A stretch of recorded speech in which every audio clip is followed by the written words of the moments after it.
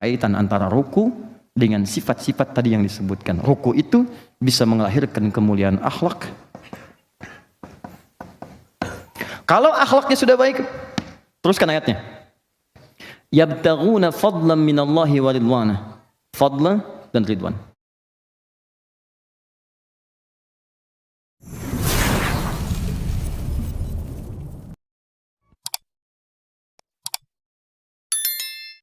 Dalam kaidah ilmu balaghah ada yang disebut dengan am wal khas, khusus dan umum.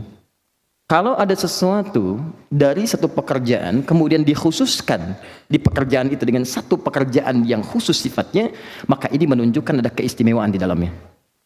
Saya tanya begini untuk paling mudah dipahami. Dalam salat ada ruku tidak? Ada. Ada berdiri tidak? Sebetulnya kan Allah cukup mengatakan wa aqimus shalah, tunaikan salat dengan sempurna. Bukankah itu mencakup ruku? Mencakup sujud? Ya kan? Semua kan? Tapi ketika Allah mengkhususkan ruku di akhirnya, waraka'u ma'arraqiin, dan rukulah dengan sempurna seperti orang-orang yang ruku sebelummu, ini menunjukkan ada keistimewaan dalam ruku sehingga dia disendirikan dari gerakan-gerakan salat yang lainnya. Paham? Nah, kalau cara berpikir bisa dipahami, kita akan bertanya, Ustadz, apa keistimewaan ruku itu dibandingkan dengan yang lain? Ya, berdiri ada keistimewaannya.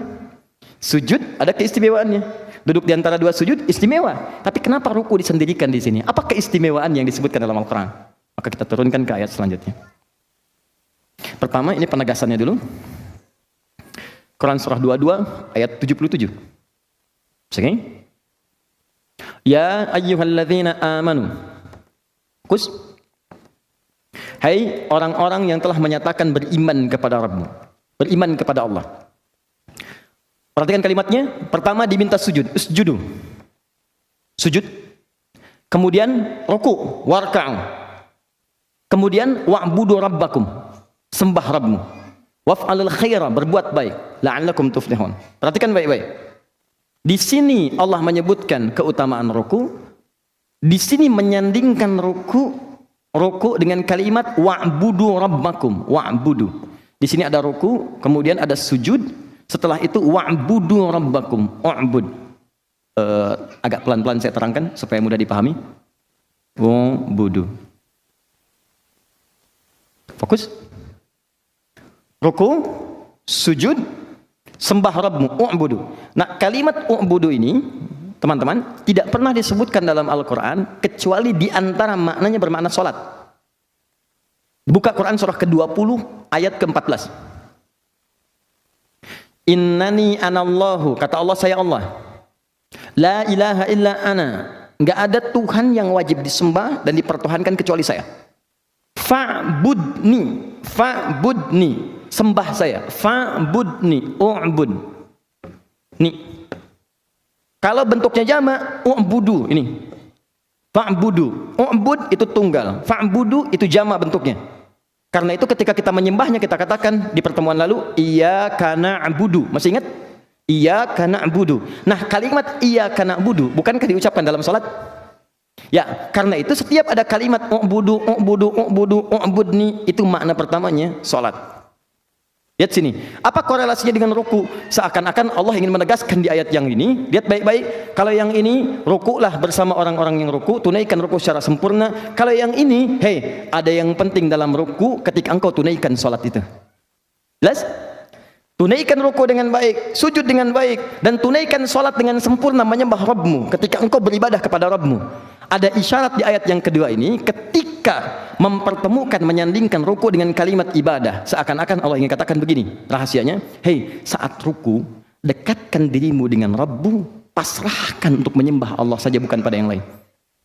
Kenapa isyarat ayat ini muncul? Ini kisahnya. Dulu, orang Romawi, orang Persia, kalau ingin menghormati rajanya, maka di antara kebiasaan mereka yang Romawi, dia akan ikatkan tangannya begini, kemudian dia ruku begini. Jelas? Ini adalah simbol kepatuhan, ketaatan, dan juga dikultuskan sebagai penyembahan kepada rajanya, ruku mereka. Ada di antara mereka yang sampai sujud. Nah, lihat misalnya kayak ada film-film kolosal yang zaman dulu itu, kan suka ada gerakan-gerakan demikian, kan? Begini, kemudian ruku seperti ini, ya, membungkuk, ada juga yang sampai sujud.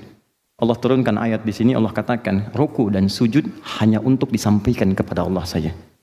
Di ketika Anda pengen ruku, bukan sekedar ruku, bukan formalitas ruku. Kalau cuma ruku, jangankan Anda, yang non muslim pun bisa ruku. Yang Romawi sudah ruku, yang Persia sudah sujud, anak-anak kecil juga bisa. Yang saya inginkan di ruku itu adalah kepasrahanmu saat ruku dan engkau sedang berhadapan denganku. Hadirkan kepasrahan luar biasa, hadirkan penyembahan yang mutlak seakan-akan kau merasa berhadapan denganku. Di rahasia pertama diminta kita ruku, warka'u ma'arakin, Al-Baqarah 43. Rahasia yang kedua, saat kamu ruku, jangan sembarang ruku. Kamu mesti beda dengan yang Romawi, mesti lain dari yang Persia, mesti lain dengan yang anak-anak kecil. Saat ruku itu, hadirkan kepasrahan penyembahan kepada Rabbmu. Karena itu kalimatnya berbunyi, wa'budu rabbakum. Setelah ruku, sujud, wa'budu rabbakum.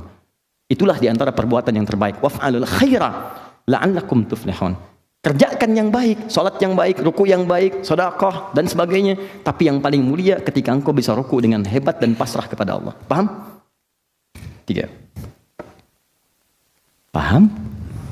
Alhamdulillah. Sekarang kita tanya, ya Allah, kalau saya bisa ruku seperti itu, saya pasrah, saya menyembah dengan baik, apa yang saya dapatkan? Kata Allah kan pasrahkan dirimu saat ruku. Nabi pasrah lama gitu. Tapi apa rahasianya ketika pasrah? Jawabannya ada di sini.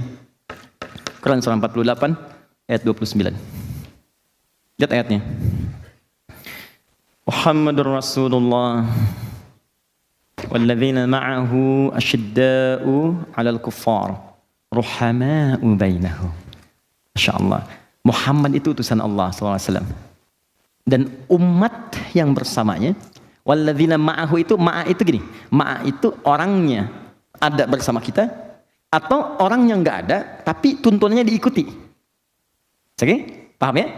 Yang pertama orangnya ada bersama kita. Misal saya katakan gini, Mas Dimas ma'i. Mas Dimas itu bersama saya sekarang. Orangnya ada. Atau misalnya orangnya nggak ada, tapi beliau mengikuti apa yang saya sampaikan.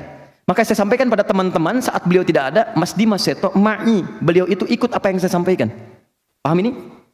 Ayat ini ingin mengatakan sifat umat Nabi Muhammad dari dulu saat nabinya ada, orangnya ada, sahabatnya, sampai nanti yang nggak pernah lihat nabinya tapi mengikuti tuntunannya. Secara singkat, yang mengaku umat Nabi Muhammad itu pasti punya sifat-sifat ini kata Allah. Jadi kalau Anda tidak punya sifat ini, dipertanyakan Anda umat Nabi atau bukan. Pertama, asyidda'u 'alal kuffar, tegas pada segala hal yang menyimpang dari ketentuan Allah. Muhammadur Rasulullah walladzina ma'ahu asyidda'u 'alal kuffar ruhama'u bainahum, sayang dengan sesamanya. Baik sifatnya. Dia jangan terbalik. Kepada yang keras disayang-sayang, kepada teman sendiri kemudian penuh perselisihan. Ini saya tuh bingung sih, kenapa sih karena urusan dunia jadi ribut gitu. Tuh sampai kaget anak nangis. Kenapa? Gitu. Ya saya nggak apa-apa ya, sabar ya. Maafkan papa. Teman-teman lihat baik-baik. Ini kan karena urusan dunia, hubungan persaudaraan jadi pecah, keluarga jadi berantakan dan sebagainya. Untuk apa yang didapatkan gitu? Dan menariknya sesama muslim juga untuk apa?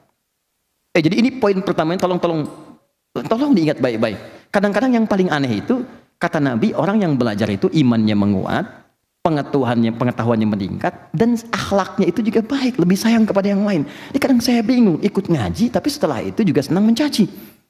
Ikut ngaji tapi setelah itu senang berselisih. Antum ngaji apa? Antum coba bayangkan gitu kan. Kalau Anda belajar dengan pelajaran itu membuat Anda malah jauh dari Allah, pasti ada yang salah. Dan kita perbaiki, bukan saling menjelekkan, tidak. Kita perbaiki pelan-pelan, kita duduk gitu. Saya tuh mengharapkan, saya pernah katakan pada teman-teman termasuk yang datang ke Bekasi, akhi, kenapa kita nggak kumpul sesama ustadz? Kenapa kita dapatkan ada yang ribut begini? Kenapa nggak duduk sama-sama? Duduk kita bareng.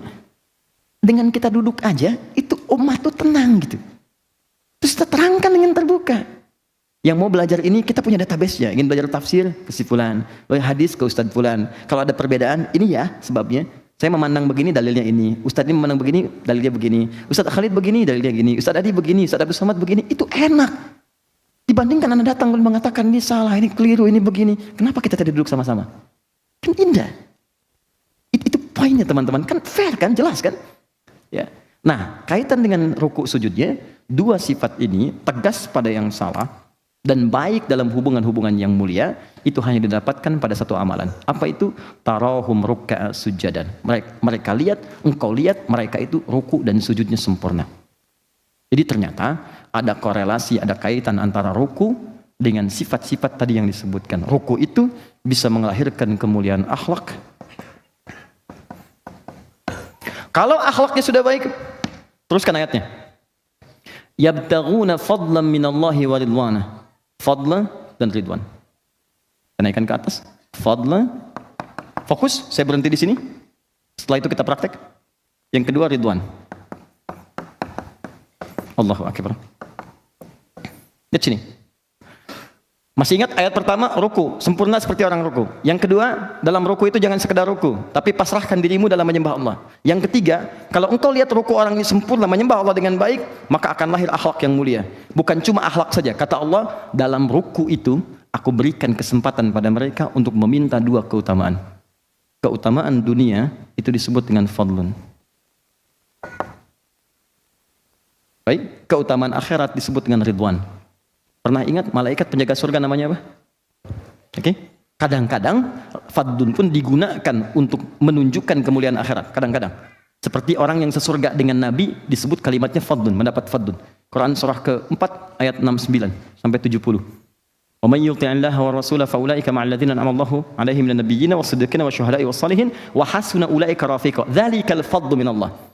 Ada orang yang sesurga dengan Nabi, itu orang yang mendapatkan keutamaan dari Allah. Singkat ceritanya, singkat keterangannya, ini fadlun dengan ridwan ini adalah gambaran keistimewaan yang paling mulia istimewa dari nikmat dunia dan akhirat. Jadi kalau misalnya Anda ingin mengatakan, ya Allah, berikan saya ya Allah kenikmatan dunia, kata Allah, nanggung, minta yang paling istimewa. Kalau kerja jangan minta yang sedikit, minta yang besar sekalian. Rizki minta yang banyak sekalian, dunia. Akhirat ya Allah masukkan ke surga, jangan cuma surga, minta yang paling tinggi surganya. Dalam keadaan ruku, Allah memberi kesempatan pada setiap hamba untuk mengabulkan yang paling istimewa yang dia mintakan. Kalau dia meminta dengan benar, ya Allah aku ingin firdaus, Allah kabulkan. Kalau dia meminta dengan benar, ya Allah berikan keberkahan dunia, maka Allah berikan yang terbaik yang bisa dia dapatkan. Ruku kalau benar dikerjakan bukan hanya mengabulkan doa yang biasa, tapi yang paling istimewa dikabulkan. Itulah yang menjadikan Nabi kadang-kadang rukunya selama berdirinya.